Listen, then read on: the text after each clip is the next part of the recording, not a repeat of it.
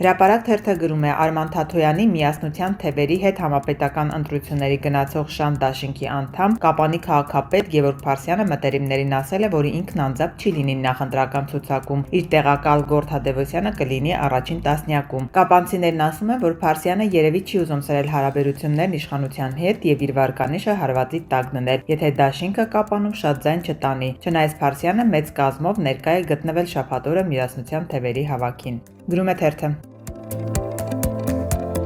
Իրավունք թերթի տեղեկություններով Նիկոլ Փաշինյանը բառի ուղիղ իմաստով արգելել է թիմակիցներին մարզեր այցի ժամանակ եւ առհասարակ հանրային տիրույթում եկեղեցու թեմայով ասել-խոսել։ Եկեղեցու թեման չդնել, չվերցնել, մինչեւ իմ հետ չհամաձայնեցվի, ասել է Փաշինյանը։ Գրում է թերթը։ Ժողովուրդ օրաթերթի տեղեկություններով առողջապահության նախարար Անահիտ Ավանեսյանը օրերս ներկայացել է հակակոռուպցիոն դատարան եւ հարցաքննվել COVID-19-ի գործով քննվող քրեական վարույթի շրջանակում։ Թերթի տեղեկություններով նախարարը դատարանից 2 անգամ ծանուցում է ստացել, սակայն զբաղվածության պատճառով այս ընթացքում չի ներկայացել։ Ի վերջո օրերս Ավանեսյանը ներկայացել է դատարան եւ ցուցմունք տվել։ Գրում է թերթը։